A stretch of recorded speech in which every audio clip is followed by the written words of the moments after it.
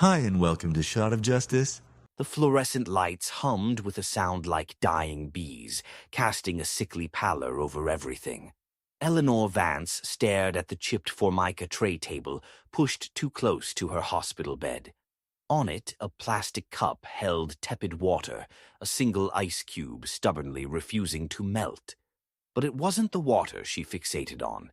It was the pale blue envelope resting beside it, the one delivered by a harried-looking nurse just minutes ago, along with a mumbled, "Your husband dropped this off, Mrs. Vance. Said it was important." Important. Franklin always thought his things were important. His golf schedule, his stock portfolio updates, the meticulously filed receipts for his business lunches. Eleanor's hand, speckled with the gentle map of age and dotted with fading freckles, trembled slightly as she picked it up. The paper felt thin, cheap, not Franklin's usual thick, embossed stationery. Her name, Eleanor Vance, was typed crisply on the front. No dearest or my love. Just her name, like a bill. She used a nail file from her small bedside bag, the one hastily packed with a nightgown, toiletries, and the book she hadn't had the focus to open, to slit the envelope. Inside, a single sheet of paper, also typed. Her eyes scanned the words once, twice, 3 times. The humming of the lights intensified, filling her skull. The words blurred, then snapped back into horrifying clarity. "Dear Eleanor, this is difficult, but necessary. Our marriage has been a comfortable arrangement for many years, but I find myself needing more. I've met someone who understands my ambitions, my drive. Gloria is that person. We've been together for 2 years now. I'm filing for divorce. My lawyer, Robert Kensington, details enclosed, will be in touch regarding the settlement. Given the circumstances, I think it's best if you remain at Maplewood for the duration of your recovery. I've arranged for a private aide. Franklin.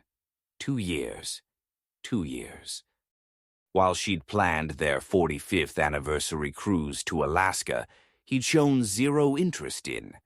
While she'd nursed him through that nasty bout of pneumonia last winter. While she'd sat dutifully beside him at endless tedious Chamber of Commerce dinners, smiling until her cheeks ached, all that time he'd been with Gloria. The name conjured an image, sharp suits, predatory smile, probably half Franklin's 68 years. Eleanor's breath hitched, a sharp pain lancing through her chest that had nothing to do with the emergency appendectomy she'd undergone 3 days prior. Humiliation, thick and cloying, washed over her, hotter than any post-op fever. How long had she been the oblivious fool? The comfortable arrangement. Had their entire marriage, the 4.5 decades of shared history, raising 2 children, building a life in this very town, been merely convenient? She remembered the hurried way Franklin had dropped her off at the ER entrance, citing an unavoidable meeting with a potential investor. He hadn't visited once, had sent flowers, impersonal lilies delivered by the hospital florist. She'd made excuses for him, as always. He's stressed, the market's volatile, he hates hospitals. Now, the truth was a slap delivered by cheap paper. Tears threatened, hot and stinging, but Eleanor Vance blinked them back fiercely. She was 68 years old, lying in a hospital bed, feeling suddenly as fragile and disposable as that lone ice cube. But beneath the shock and the crushing humiliation, something else stirred. Cold, hard, unfamiliar.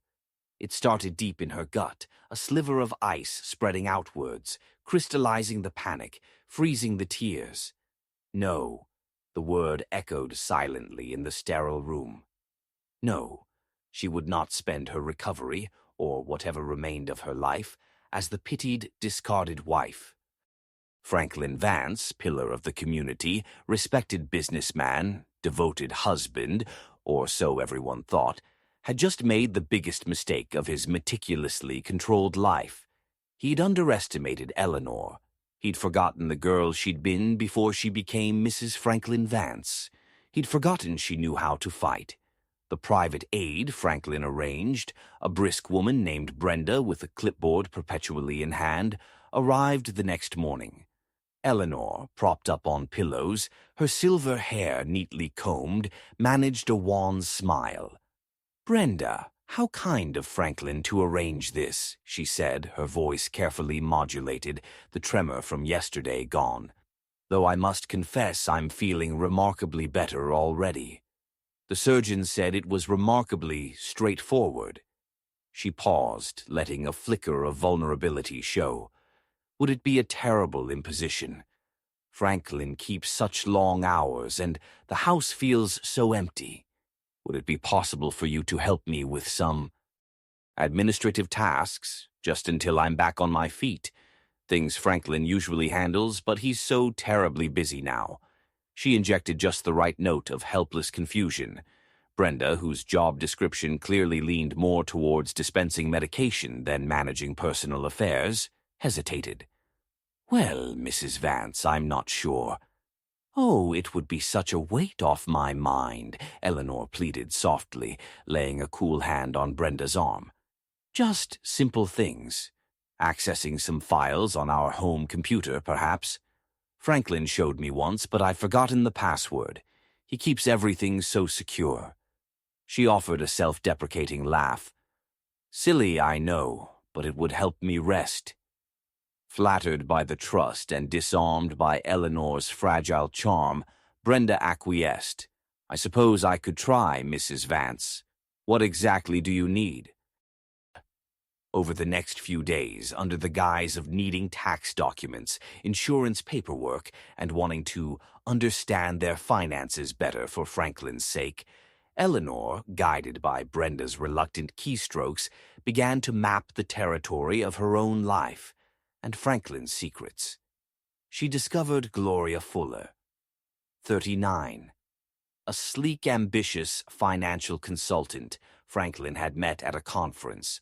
Her social media, accessed via Brenda, painted a picture of luxury hotels, designer labels, and intimate dinners Eleanor had assumed were Franklin's business obligations. The dates matched cruelly with Eleanor's own memories. The weekend he'd claimed was a fishing trip with the guys, the nights he'd worked late. But Eleanor dug deeper, past the sting of betrayal. She needed leverage. Brenda, increasingly uncomfortable but bound by patient confidentiality and perhaps a sliver of sympathy for the poor dear, accessed Franklin's meticulously organized digital files. Eleanor, her mind sharper than it had been in years, focused like a laser. She found it in a folder cryptically labeled Sunset Holdings. Buried within spreadsheets and property deeds was a revelation. Franklin wasn't just having an affair, he was systematically siphoning funds, significant funds, money from their joint investments, money from the sale of her late parents' lakeside cottage, money that was rightfully half hers, was being funneled into accounts under Gloria's name and into Sunset Holdings, a shell company Eleanor had never heard of. The paper trail, invisible to her before, now lay bare.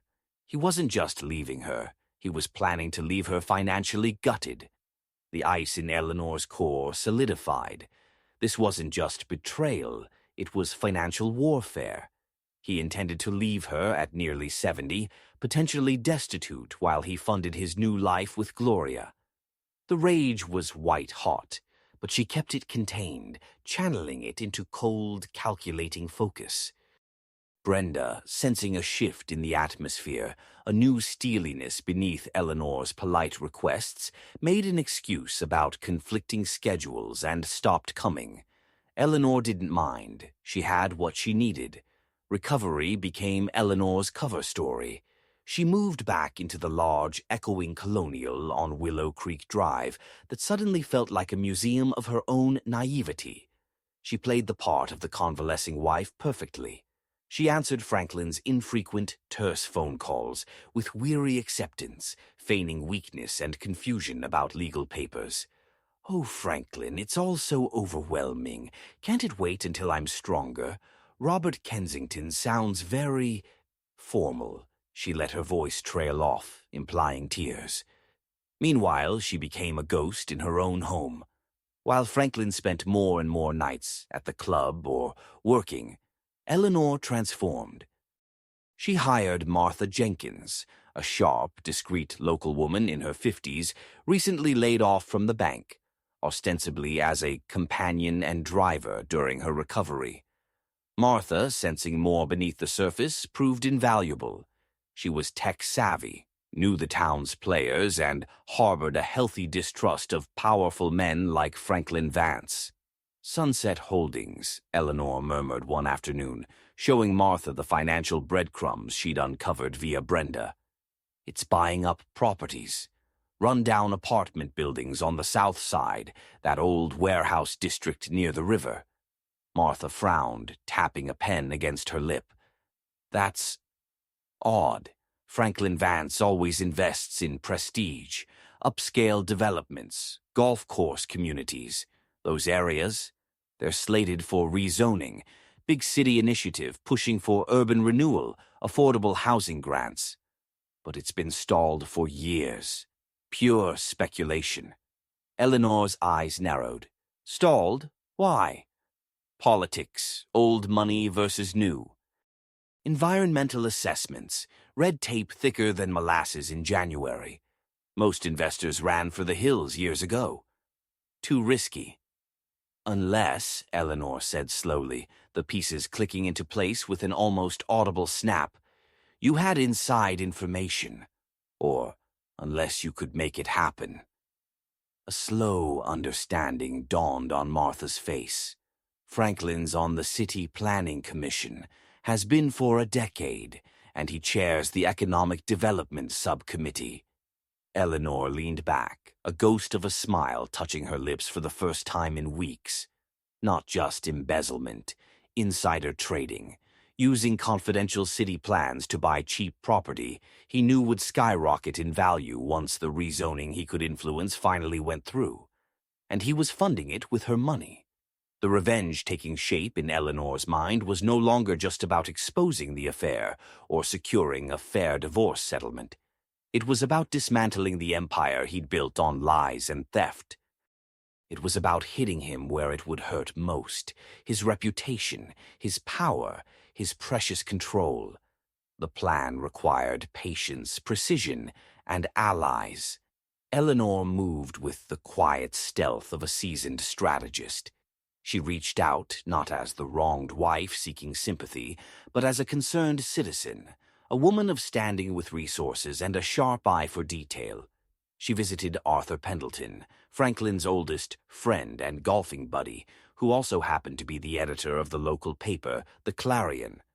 Over Earl Grey tea in Arthur's cluttered office, surrounded by the smell of ink and old paper, Eleanor didn't mention Gloria. She spoke of discrepancies she'd noticed while reviewing finances during her illness, concerns about Sunset Holdings and the sudden flurry of property acquisitions in blighted areas. "It just seems so unlike Franklin's usual strategy, Arthur," she said, her brow furrowed with innocent worry. "And with him on the planning commission? Well, it might look questionable, don't you think? Perhaps a good journalist could take a quiet look, just to put my mind at ease." Arthur, smelling a potential Pulitzer-worthy scandal involving the town's golden boy, didn't need much convincing. His eyes gleamed behind his spectacles. "Leave it with me, Eleanor. Discreetly, of course." Next, Eleanor, accompanied by Martha, made an appointment with Sylvia Green, the formidable head of the local chapter of Women in Business.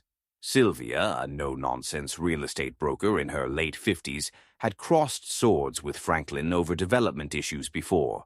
Over lunch at a quiet bistro, Eleanor presented her findings: the funneled funds, the shell company, the suspicious property buys, coinciding with Franklin's position. "He's not just betraying me, Sylvia," Eleanor said, her voice low and steady. "He's betraying this town. He's using his position for personal gain, diverting funds that could be used for real community projects. He's gambling with public trust." She slid a copy of the Financial Trail across the table. And he's doing it with money that belongs, at least in part, to the women he's spent decades patronizing. Sylvia scanned the documents, her expression hardening. "The arrogant son of a gun," she muttered. "We've suspected he played dirty, but this—" She looked at Eleanor with newfound respect. "What do you need?" "Information," Eleanor said. "Who else might be involved? Who stands to gain from this rezoning and—" She paused. "A safe place for this." She handed Sylvia a small encrypted USB drive containing copies of everything. "Insurance." Sylvia pocketed it. "Consider it done. And Eleanor, welcome to the fight." The final piece involved the law. Eleanor needed a lawyer, but not Robert Kensington, Franklin's sleek shark. She needed a pit bull. She found one in Miriam Chen, a fierce, brilliant litigator in her early 60s who specialized in financial fraud and elder law.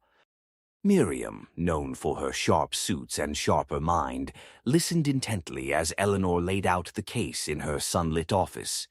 "This is more than a divorce, Mrs. Vance," Miriam stated, her eyes scanning the documents. "This is embezzlement, potential securities fraud, breach of fiduciary duty, and likely corruption. We can hit him on multiple fronts, but it will take time and proof." "I have proof," Eleanor said calmly, "and I have time. I've waited 45 years. I can wait a little longer to see justice done." The fire in her eyes belied her calm tone. "I don't just want my money back, Miriam. I want him exposed. I want him to feel the humiliation he inflicted on me. I want his precious reputation in tatters." Miriam smiled, a slow, predatory curve of her lips. "Mrs. Vance, it would be my absolute pleasure." As spring bled into summer, Eleanor Vance became two women. Publicly, she was the quietly recovering wife, attending bridge club with her usual grace, volunteering sparingly at the library, always polite, always composed. She exchanged pleasantries with Franklin on the rare occasions he was home, playing the part of the resigned, slightly bewildered spouse. Privately, she was the general of a silent campaign.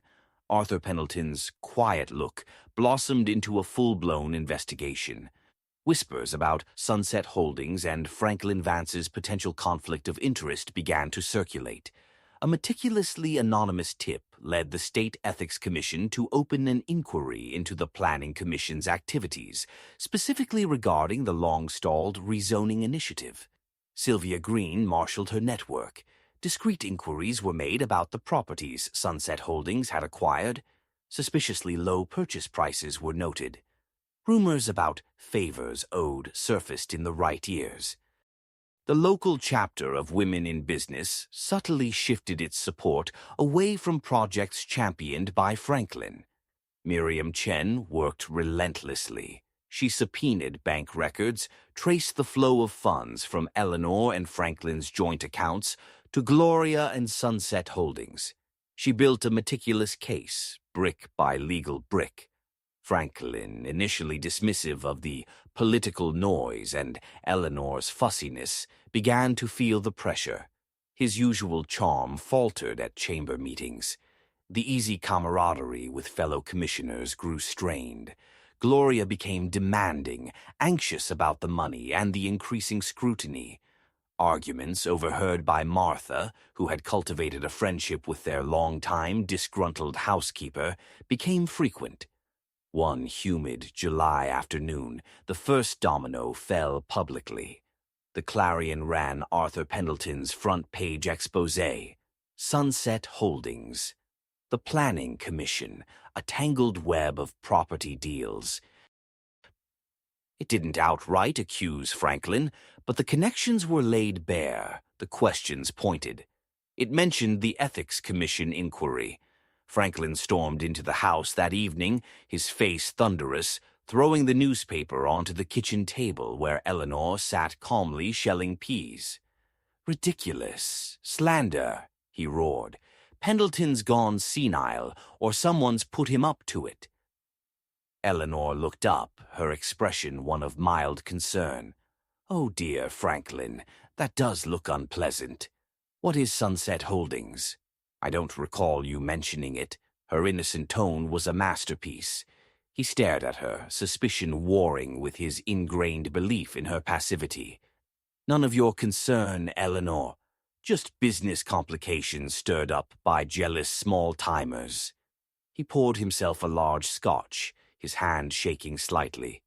The Ethics Commission hearings began that fall. They were dry, procedural, but the tension was palpable. Franklin, represented by a flustered Kensington, stonewalled, blustered, cited confidentiality. But Miriam Chen, representing a concerned citizen, Eleanor remained publicly anonymous for now, presented compelling evidence of the property acquisitions coinciding precisely with closed-door commission discussions about the rezoning. She introduced bank records showing large transfers from Franklin's personal accounts into Sunset Holdings before the company made its purchases. The source of those funds, Eleanor's money, remained Miriam's ace in the hole, held back for the right moment. Reporters started camping outside Franklin's office. The veneer of respectability cracked. Gloria Fuller, seeing her meal ticket and future luxury evaporating, panicked. She hired her own lawyer. Demands were made. Threats were exchanged. Martha, through her network, relayed every delicious detail to Eleanor. The final blow came from an unexpected quarter. Franklin, desperate to cover his tracks and placate Gloria, attempted a massive, clumsy transfer of funds from Sunset Holdings into an offshore account Gloria demanded. Miriam Chen, tipped off by Sylvia Green's network, who had a contact at the bank, had it intercepted. The transfer was frozen, flagged for suspicious activity. It was the smoking gun Miriam needed. She pounced. She filed a civil suit on Eleanor's behalf, not just for divorce but for fraud, breach of fiduciary duty, and conversion of marital assets. The lawsuit laid everything bare: the affair, the embezzlement, the shell company, the insider scheme, the attempted flight of capital. Every sordid detail. The documents, a damning cascade of financial betrayal, were filed publicly. The story exploded. Local tycoon accused of swindling wife in massive fraud scheme. The headlines screamed. Franklin Vance's face, once beaming from charity galas, was now plastered everywhere alongside words like deception, betrayal, and financial abuse. He was forced to resign from the Planning Commission in disgrace. His business partners fled. The bank called in loans secured against assets now plummeting in value. Gloria Fuller, exposed as the mistress and beneficiary, vanished overnight, reportedly taking what liquid cash she could grab with her. Franklin was ruined, financially, socially, reputationally. The imposing colonial on Willow Creek Drive was seized by creditors. He moved into a cramped, dingy apartment above a laundromat, a far cry from the country club lifestyle. The divorce proceedings, now a mere formality, stripped him of almost everything. Miriam ensured Eleanor received not just her fair share, but punitive damages. The frozen Sunset Holdings assets were clawed back. The final divorce decree was signed on a crisp November day. Eleanor wore a simple, elegant navy suit. Franklin looked shrunken, older than his years, his expensive suit hanging loosely, his eyes hollow. He avoided her gaze throughout the brief proceeding. Outside the courthouse, reporters swarmed. "Mrs. Vance," any comment on the verdict. "Mrs. Vance, how do you feel? Do you have any message for your ex-husband?" Eleanor paused on the courthouse steps, the autumn sun warming her face.